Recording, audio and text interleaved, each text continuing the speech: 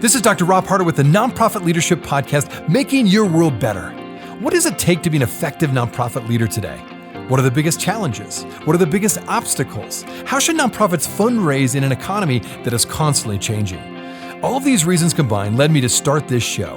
And it's my hope that through this series, people can learn not only what it takes to be an effective nonprofit organization, but to hear from effective leaders who are successfully making a positive impact in their communities. We hope you enjoy the show as together we hear how they are making their world better. Well, too often, nonprofits think they're the cause that the community wants to support. But nonprofits are not the cause, they're the conduit for the cause. So argues my guest on today's show. My guest today is Bill McKendry, and he's a marketing expert. Having spent 35 years successfully doing marketing for many for-profit companies, he pivoted out of the for-profit world to not only start a nonprofit, but now has become an author of a book focused on helping nonprofit professionals with how to build better brand awareness and increase their impact, while at the same time building donor support and community involvement. Enjoy today's show.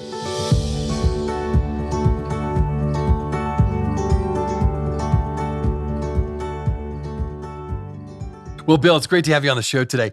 Now, you've written a new book, Do More Good, Moving Nonprofits from Good to Growth. This is a book which provides a framework for nonprofit professionals really to build brand awareness and increase their impact. Now, we're going to dive into this book in just a few minutes. But first, let's get an overview. I'd like to know a little bit more about your nonprofit and why, after 35 years in advertising, did you move into the nonprofit world and start this nonprofit organization?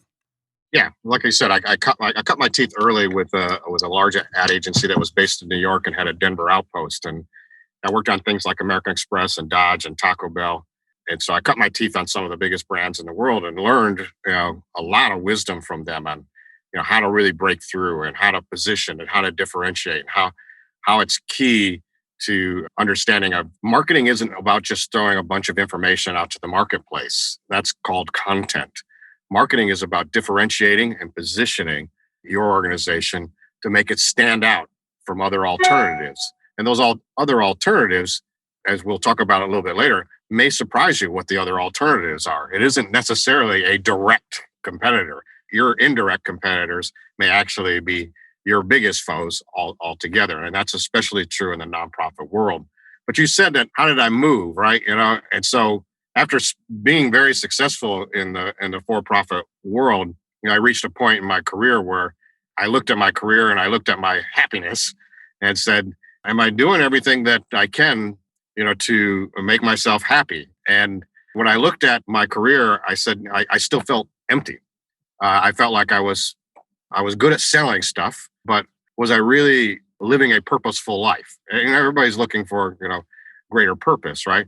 For me, I'm a faith-based person. And so I asked myself the question, did God create me just to sell tacos and toilets and vehicles, right? Or was I created for something else? Were these gifts given to me for some other reason? And I came to the determination at that point, this was in 1994, that I wanted to do something different with my career. And it was a big risk. And I left the big agency world. I took on a partner who also worked at another big ad agency in Chicago, Leo Burnett. He had worked on McDonald's and Hallmark and Gatorade. He actually did 6 years worth of McDonald's Super Bowl ads. I mean, that's how well known he was. We were both at the same place at the same time and said, our careers are fulfilling, but could they be even more fulfilling? And could we use our gifts and our talents for things that really made a difference, not just made us money? And so we set out on that path in 1994. I tell people, in 2022 now, that, it's easy to look back and say, oh, that makes total sense, that you would kind of have that halftime moment and decide in your career that you're going to make a pivot and you're going to work more for meaningfulness and making a difference, and significance rather than, just making money, right? The problem is in 2022, that sounds very logical. In 1994, that wasn't logical at all. That's so interesting. You were absolutely right in the sense that today's world, we're very familiar with social enterprise and corporations having a social impact director, even where they're really emphasizing making a difference, not just making a dollar. And yet you were way ahead of this curve in terms of wanting to do that and then moving into the nonprofit space. Secondly, to improve the marketing efforts of nonprofits. Now we talk about it all the time, but you're right. Back then you were very much on the cutting edge. So talk a bit about, you mentioned you've got a book, not just a nonprofit organization, and the book is also entitled Do More Good. What prompted you to write this book? And what are you hoping listeners and readers will get out of this? Yeah, so this book's been 25 years in the making, right? People have been asking me to write a book for about 25 years, and especially after seeing me speak and stuff like that, people would always ask me for my content, and I would always give out copies of my presentation to people and stuff like that, and so I've realized for a long time that people wanted my content and that they wanted a book. Things have been, over the last 25 years, especially, have been changing so fast in the marketing world. I was tempted not to want to release too soon, because it's like, especially when you saw like the oncoming of digital marketing, for example, and web marketing. I felt like, and there's just so much more I have to learn and get to know to really advise nonprofit organizations as best I could. And so now I feel like we're at that point where I've got enough history, I've got enough examples for nonprofit organizations, and I've got a good enough grasp on everything that's out there potentially that they could possibly do to market themselves, where I can give them insights on what they should do, what they shouldn't do, what they should focus on, not focus on. And so it was just really seemed like this to be a perfect time to release this book. What I hope that they gain from this is that wisdom that they need really to be able to grow their organizations. And I feel like, when you talk about, back in 1994, being a pioneer, we clearly were. I mean, marketing was like basically a 4-letter word when you talk to most nonprofit organizations. And I used to laugh because I would get introduced to, I'd convince a client that, I should talk to their board or talk to their leadership team about marketing. And they would agree, they would listen to me and they go, yeah, you got to come in, and talk to our team. But then I would hear how they would introduce me. And they go, this is Bill. He's a media guy, or he's a PR guy. Yeah, they wouldn't say marketing, right? It's like a bad word. Mm-hmm. Yeah, I would just say, can you just say I'm a marketing guy? Is there anything wrong with that? And to them there was, and that's because for them marketing is, for whatever reason, they feel like any dollar that doesn't go toward the cause, right, is a wasted dollar, right? And so marketing to them feels like a wasted dollar. It's like, man, we can't take donor money and spend it on marketing. That's irresponsible. Exactly. And the reality is, you don't take all the donor money and spend it on marketing, but your donors would like you to invest it in wisely so that you grow and you get more donors and you're not so reliant on them as a donor, and you grow your organization and you grow the impact of your organization. And so that's ultimately, what all this content is about is, can you work with the wisdom that the for-profit market, for example, works with, and that they invest in this, and they don't see it as an expense, they see it as an investment, and they see it as an investment in their growth, not just in their ability to grow their organization, but to grow the impact of their organization. Well, I like what you said, that you've argued that the voice of the nonprofit world was simply not as strong as the for-profit world, and that's from your own personal experience.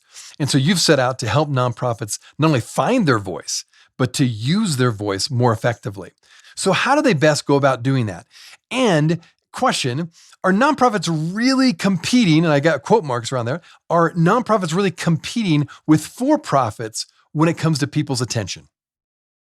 We clearly are. I mean, you don't have to look much further than our culture to say that, how much since like maybe the 1950s, how much our culture has grown from a nation of citizens to a nation of consumers. Consumerism and materialism is alive and well in America, right? And I'm not anti-consumeristic. I'm not anti-business at all. Matter of fact, I know that most successful businesses, a lot of them are the biggest supporters of the nonprofit community. So we want the business community to be strong. What I want is the nonprofit community to recognize how they became strong and how they can become just as strong in their messaging and their marketing, right? And why that's critical is because what they don't realize is nonprofits, when you ask them in really simple terms, what is it that you need to be successful?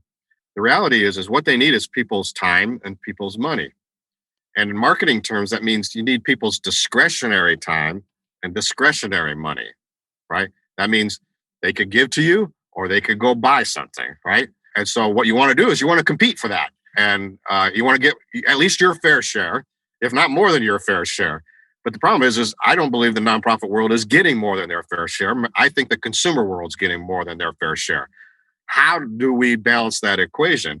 Well, we say to the nonprofit world, get real and understand your competition is not another nonprofit organization. Your competition is some of the best marketers in the world for discretionary time and money. So what are you going to do about that? Are you going to let your marketing and your communications be ignored or be given to the receptionist or to some intern?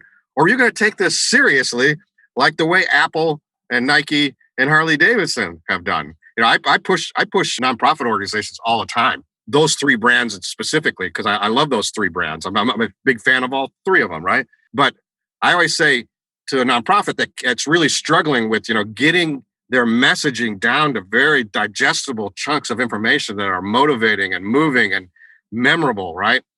And differentiating, they can't do it, right? And then and part of it is I say, so I want you to imagine for a moment, basically what you're telling me is that your organization is more complicated and more sophisticated than Apple, Nike, and Harley Davidson.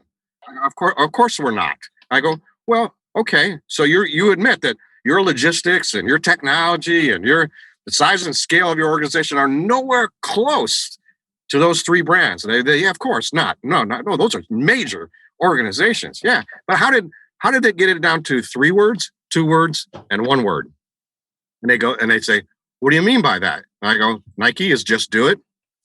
Apple is think different, and Harley Davidson is freedom. It's portable, memorable, right? Those are sophisticated organizations. They could go on for days, their R&D and all, but no, they're smart enough to keep their message really simple, and they excite you enough to want to learn more about their organization. I cannot agree with you more. And I think it's so interesting we're having this conversation. I hope my listeners are really leaning into this one. And in fact, at a broader context, you mentioned this. In fact, you argue that we've moved from a nation of citizens to a nation of consumers. And I think there's a lot of truth to that. What do you mean by that exactly? And why do you believe that's happened? Because you've got a lot of good marketers, right? I remember, I used to have a pastor that would always, bring up the fact that, it's those darn marketing people and those darn advertising people that are causing all the problems, right? And he always made sure, he tried not to look at me, but he would look at me every time he brought it up, right? Yeah, and I told my wife, I go, after about the 17th time of him saying that, I go, if he says that one more time when I'm sitting there in church, I'm just going to bark something out, in the middle of church. And she's like, no, don't do that. And I go, no, I'm going to, And sure enough, the next Sunday comes along, right? And he talks about how, these darn marketing people and these darn advertising people are driving people away from the church and stuff like that. And I just said, yeah, because they're smarter than you and they're winning the war. Wow. Okay. How did he handle that one? Right. And I go, that's why there's more people out there than there are in this church. And there's a lot more people sitting home on this Sunday than are going to a church. Right. And it's why churches are losing attendees all the time. Right. It's because, you can't sit and not innovate and not change your message and not update your message and not figure out ways to reach your audiences in new and surprising ways.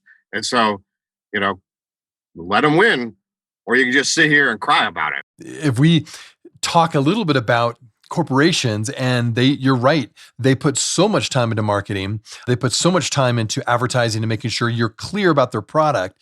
Let's talk a little bit about what we started with a bit, the social enterprise approach, right? And the social impact that a lot of these companies that have these huge marketing budgets now are putting some of that money, and sometimes a lot of that money, into their social impact wing of their corporation. Now, we've had people on the show talk about this before. So my question to you, first of all, is there room, so to speak, for both for-profits who have a social impact emphasis and nonprofits that's typically their space? Is there room for both of us to, serve well? Or do you feel like now corporations are kind of encroaching, if you will, into the nonprofit space, and because they have bigger budgets and they have more of a marketing emphasis and they're better at it, that actually over time, this is really going to be detrimental to nonprofits? What do you think about that? Yeah, I present it as both a problem and an opportunity. And it's up to nonprofit organizations what they want to make of that, right? And so the opportunity is very clear. Businesses have learned doing good is good for the bottom line, and being perceived as doing good is good for the bottom line. Matter of fact, I think there's a national study by Edelman, a PR agency, last year that asks consumers, do you prefer to do business with businesses that you perceive are doing good or not, right? 87% said they want to do business with businesses that are doing good. And that was across all age groups. When you get it down to people under 35, it gets up to like 97%. So the consumer today is saying very clearly to business, we need you to stand for something other than profitability. And if you do, I'm willing to ignore maybe even price. I'm willing to pay a little bit more to align myself with brands and companies that I see as doing good. And you see that today. You see like North Face and Patagonia and Starbucks. These are premium brands. I mean, in blind taste tests, Starbucks loses to McDonald's all the time, right? In terms of taste of coffee. Matter of fact, the number one complaint about Starbucks in blind taste tests is that it tastes burnt, like burnt coffee. I've heard that study before. Yeah, you're right. That's really fascinating. So the fact is that people make choices based on brands they love, and they're willing to pay more for that. Patagonia is not a cheap brand. They're not the cheapest clothing you can buy. Neither is North Face, and Starbucks is not the cheapest coffee you can buy, right? So people are making conscious decisions to support businesses that are doing good. So that's great that businesses have identified that. The opportunity then for nonprofit organizations. Well, let's stop. I'll back up and say the Sure. problem is there's a lot of businesses today that are almost creating their own causes. So rather than working with a nonprofit organization who may already address the issues that they want to have addressed, whether that's the rainforest or whether that's saving an animal population or cleaning up the streets or whatever it is, right? Chances are there's probably already a nonprofit organization out there doing it, but so many businesses just find it so hard to work with nonprofit organizations that they just almost become that whatever they want to accomplish, it's almost like they create their own nonprofit to address that, right? And it tends to be inefficient as a result and not as pure in motive, right? And so, but the opportunity then is for nonprofit organizations to say, okay, we recognize this is a demand of the consumer for businesses. We recognize that businesses want to do this as a result. How do we partner with businesses that are interested in specific causes that may be related to what we do? And how do we sell them on the idea of partnering with us to accomplish that, right? And so I actually have a section in my book just to nonprofit organizations about how to approach businesses about partnering. And the number one thing that you have to really realize is in the business world, success is considered to be a win-win proposition. So every business person I know says, hey, all I want to do is I win and you win, right? When we work together, it's a win-win proposition. And so I encourage nonprofit organizations to go in and change the script.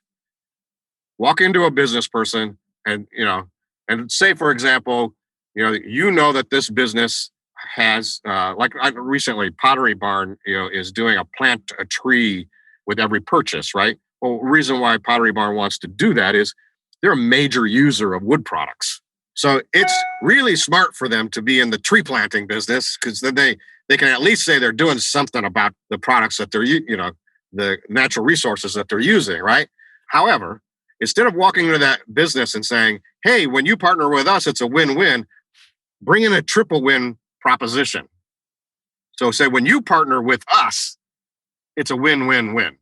That means you win, we win, and the cause we're both trying to help wins. And you can do that best by working with us as a nonprofit organization, because people will trust that we're applying those dollars in the right place. And we're going to be great stewards of that. People trust nonprofit organizations to do that. A business can't do that as well as a nonprofit organization because their motives aren't as pure. And so by partnering with the appropriate nonprofit, you're going to create this triple win that's impossible to create as just a business trying to approach this. And so I present it all the time to nonprofits as saying it's both a problem and opportunity. But if you just don't do anything about it, it's just going to become a bigger problem for you. We'll be right back. Hey, friends. Thanks so much for listening to the Nonprofit Leadership Podcast. If this is your first time listening to us, I want to make sure you're aware of a whole group of other episodes with fascinating guests that I previously interviewed. Just go to our website, nonprofitleadershippodcast.org. There you'll find numerous interviews of nonprofit leaders from all over the country and even from different countries, all trying to make their world better. I also want to encourage you to like, subscribe, and share this podcast with others. This will help us get this great content out to more nonprofit leaders just like you. Now, finally, if you want to get my monthly email update that contains more resources in addition to these episodes, it's really easy. Just go to my website at nonprofitleadershippodcast.org and simply type your email address in the top right-hand box, and you'll be added to our monthly email update. And this way, you'll never miss any of the interviews or extra content from this show. And if you have any questions or comments, do not hesitate to email me. Thanks again for listening. Now back to the show.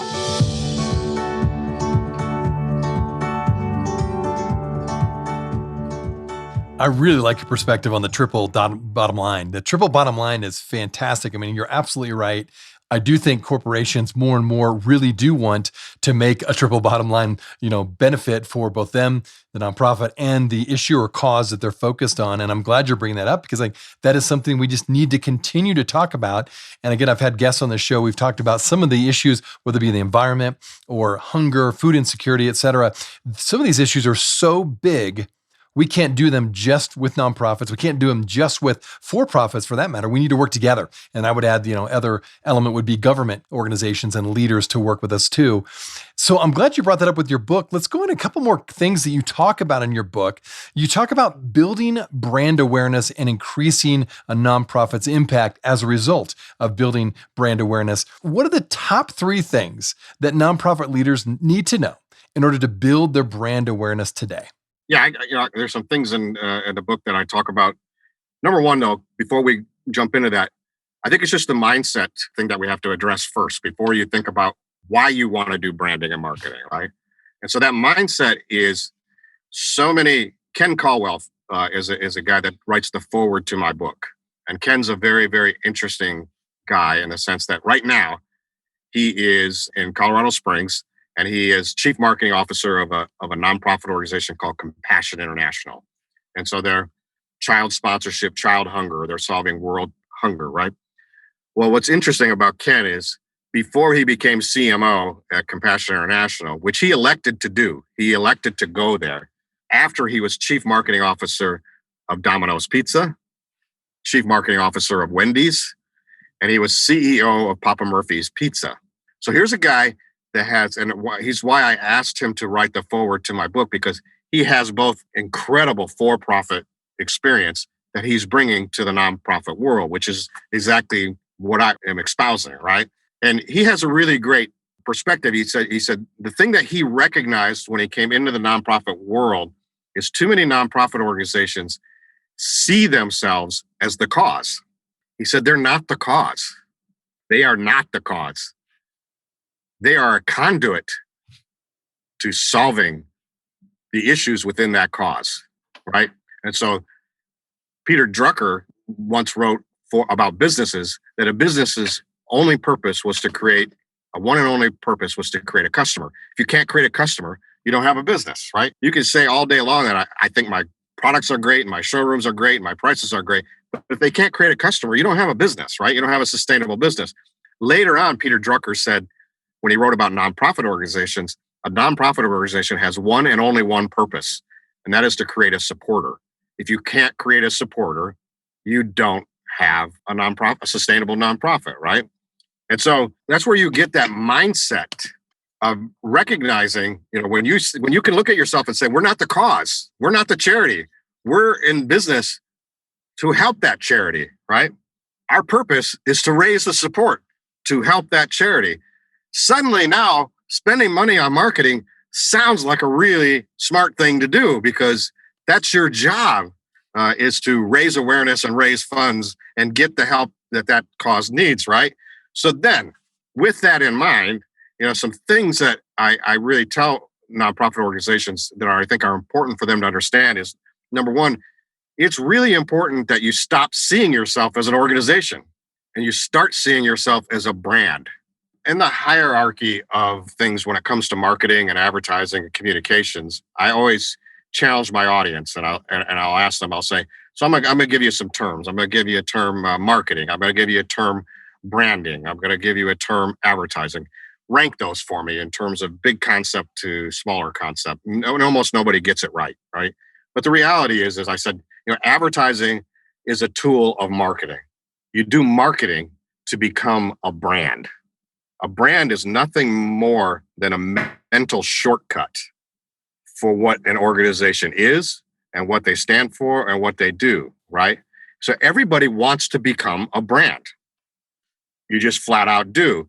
The smartest companies, the ones that are the most valuable today on the stock market and so on, are the companies that have realized a long time ago, they're not a company, they're a brand. Apple, Starbucks, Harley Davidson, Nike, all these companies, you talk to the people inside those companies and they see themselves not as a company, but as a brand. And they do everything to reinforce that brand, right down to the people that they hire, the environments that they create. There is no decision at an Apple or a Nike that doesn't go through their brand filter, because they understand their brand is so valuable that is really what causes their growth, right? And so an organization, a nonprofit organization, needs to get themselves in that same position and say to themselves, we got to build our brand. And our brand is about promises made and promises delivered. And what are people going to remember about that, right? And when I tell people about how powerful branding is today, I love this example. I speak to college kids all the time, right? And I bring up how powerful brands are and how important they are, and how ubiquitous they are in our culture, and why it is the gold standard for what you want to aim your organization for, whether you're a for-profit or nonprofit. And then I'll ask them, I go, for example, I'm going to mention some brand names to you, and I want you to tell me what comes to your mind, because I've done this a lot, and I can basically tell you what's going to come to your mind, but I want you to go, let's just play this game, right? And so I love doing it with college students because you'll hear why. So I'll say, okay, Apple. I go, tell me what you think. People go, cool, technology, hip, the best, da da da da da da, right? I go, good, yeah. Amazon. And they'll go, oh yeah, shop online, get it fast, they got everything, and so on, right? And I go, yeah, that's great. Did any of you happen to think of the fruit or the rainforest? Not one. Oh. That's a culture shift. And so that tells you how powerful branding is, right?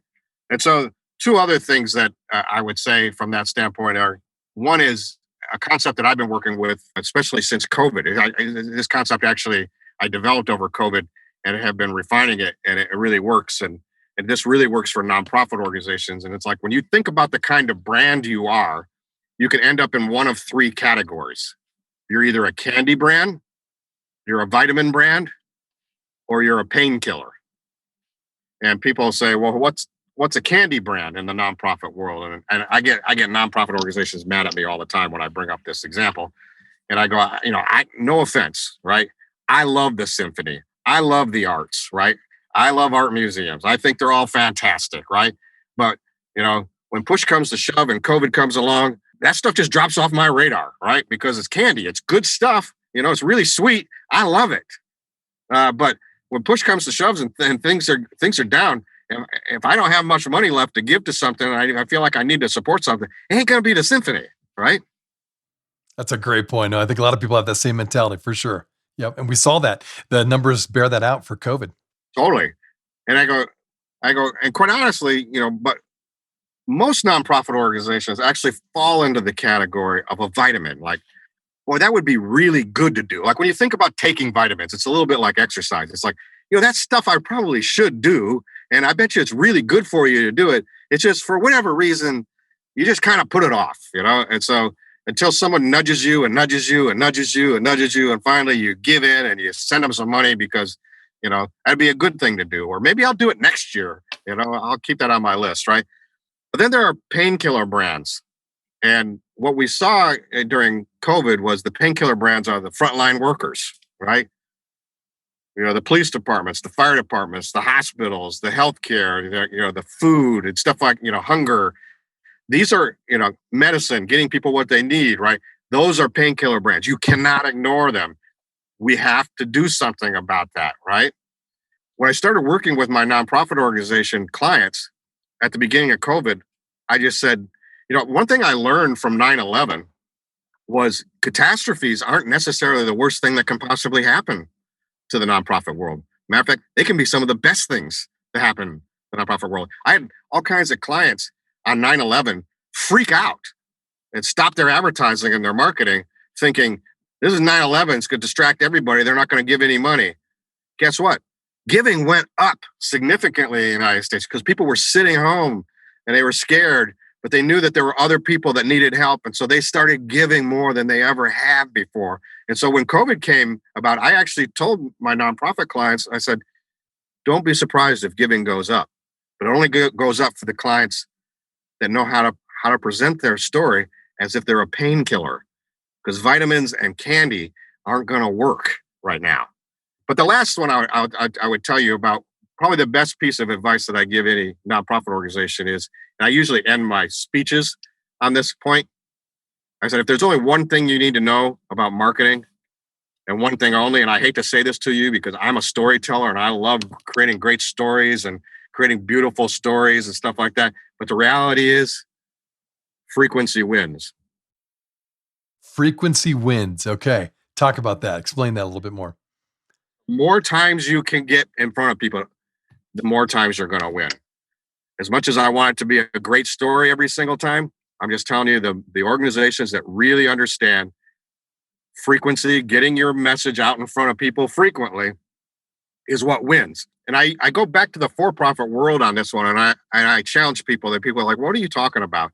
And I say, okay, I'm going to ask you a few questions. Is McDonald's the best food you ever ate?